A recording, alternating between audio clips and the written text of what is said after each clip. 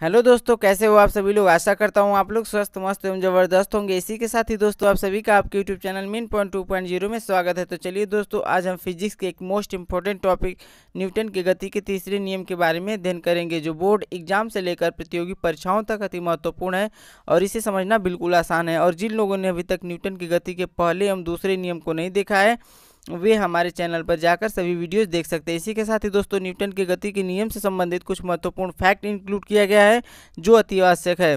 तो दोस्तों, वीडियो को पूरे अंत तक देखिएगा, बिल्कुल भी स्किप मत कीजिएगा और वीडियो को एक लाइक जरूर कीजिएगा। इसी के साथ ही दोस्तों, अगर आप हमारे चैनल पर नए हैं तो प्लीज़ चैनल को सब्सक्राइब कीजिएगा। तो चलिए दोस्तों, बिना समय गवाए वीडियो शुरू करते हैं। Newton's third law of motion.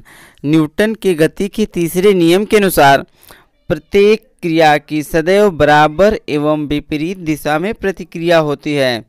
अर्थात यदि कोई वस्तु किसी दूसरी वस्तु पर बल लगाती है तो दूसरी वस्तु भी पहली वस्तु पर उतना ही बल विपरीत दिशा में लगाती है।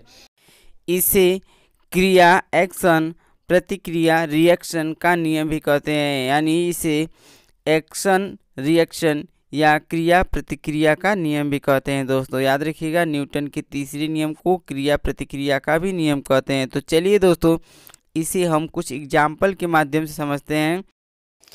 जैसे नाव से उतरते हुए व्यक्ति का आगे व नाव का पीछे जाना। जैसा कि आप चित्र में देख रहे हैं दोस्तों, जैसे ही आदमी आगे की तरफ क्रिया करता है वैसे ही ठीक उसके विपरीत दिशा में नाव भी पीछे जाती है, यानी उसका रिएक्शन होता है, प्रतिक्रिया होता है।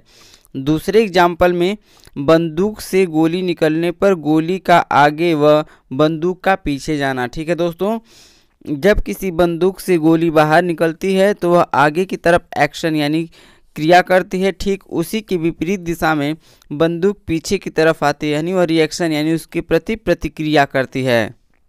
तो चलिए दोस्तों, इस न्यूटन के तीसरे नियम को समझना और भी आसान बना लेते हैं।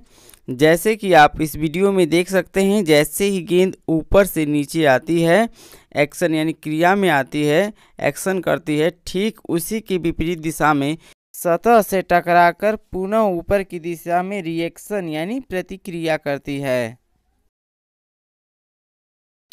तो चलिए दोस्तों, न्यूटन की गति के नियम से संबंधित कुछ महत्वपूर्ण तथ्य जान लेते हैं जो किसी भी परीक्षा की दृष्टि से अति महत्वपूर्ण है। तो पहला है आपका, न्यूटन की गति के पहले नियम से हमें बल की परिभाषा मिलती है, दोस्तों याद रखिएगा। दूसरा है आपका, न्यूटन के प्रथम गति के नियम को जड़त्व का नियम भी कहते हैं दोस्तों। ठीक है, याद रखिएगा, जो न्यूटन का प्रथम गति का नियम होता है उसे जड़त्व का नियम कहते हैं। ठीक है, अगला है आपका, जड़त्व के नियम का प्रतिपादन गैलीलियो ने किया था। ठीक है दोस्तों, याद रखिएगा, जड़त्व के नियम का प्रतिपादन गैलीलियो नामक वैज्ञानिक ने किया था। अगला है, न्यूटन के गति के दूसरे नियम से हमें बल की माप होती है, यानी हमें बल का समीकरण प्राप्त होता है, बल का इक्वेशन प्राप्त होता है, जिसे F बराबर m इंटू ए कहते हैं। अगला है, रुके हुए बस ट्रेन या किसी अन्य सवारी की अचानक गति में आ जाने पर उस पर बैठे यात्री आगे की ओर झुक जाते हैं और यह विराम जड़त्व के कारण होता है दोस्तों। ठीक है, इसे याद रखिएगा, इम्पोर्टेंट भी है परीक्षा की दृष्टि से।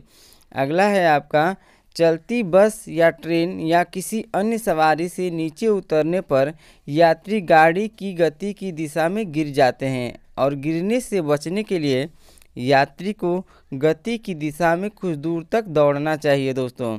ठीक है, नेक्स्ट है इसमें, क्रिकेट खिलाड़ी कैच लेते समय हाथों को पीछे की ओर खींचता है ताकि बल लगने का समय बढ़ जाए और चोट कम लगे, और यह न्यूटन के दूसरे नियम का उदाहरण है दोस्तों। ठीक है, इसे याद रखिएगा।